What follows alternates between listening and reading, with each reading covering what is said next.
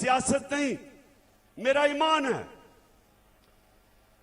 कि वो कौम, मुसलमान कौम, जब तक ला इलाहा इल्लल्लाह का मतलब समझते नहीं और अपने दिल में ला इलाहा इल्लल्लाह को नहीं जानती, वो कौम हकीकी तौर पे आजाद नहीं हो सकती।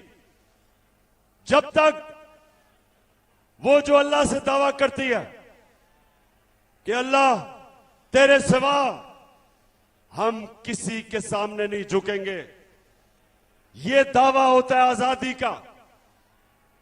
और दूसरा कि जब तक एक कौम मेरे नबी सल्लल्लाहु अलैहि वसल्लम की सीरत पे नहीं चलती, उनकी सुन्नत पे नहीं चलती, वो ज़हनी तौर पे आजाद नहीं होती, उसका किरदार ठीक नहीं होता।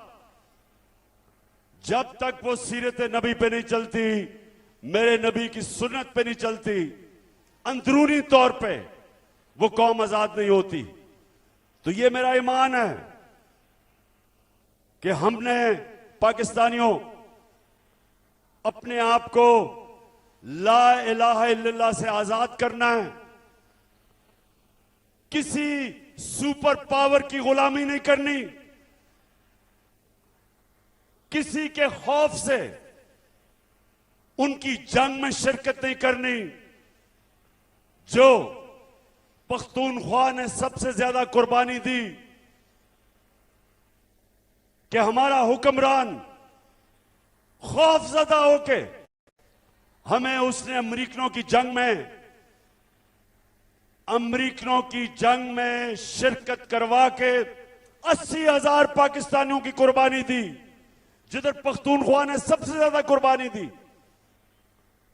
तो जो मैं आजादी की बात करता हूं, हम फैसले अपने मुल्क के लोगों की मफादात के लिए करेंगे, अपनी कौम को किसी और मुल्क के फॉरेन पॉलिसी के लिए कुर्बान नहीं करेंगे। यह है आजादी। और दूसरी चीज, कुरान में अल्लाह कहता है जो लोग ईमान ले आए अल्लाह उनके खौफ दूर कर देता है। जो मेरे नबी सल्लल्लाहु अलैहि वसल्लम की सुन्नत पे चलते हैं ज़हनी तौर पे आजाद हो जाते हैं। जब ये बातें करता हूं तो इसलिए नहीं करता सियासत चपकाने के लिए, या आप सब जानते हैं इन्होंने इस्लाम को बेचने की दुकानें बनाई हुई हैं।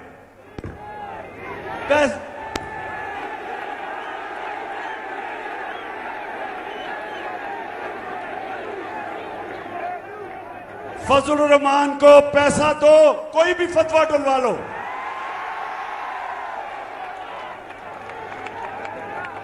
तो सबसे पहले ये जो मैं आपको हकीकी आजादी की बात करता हूं, इंशाअल्लाह इसी तरह हमारी कौम एक अजीम कौम बनेगी।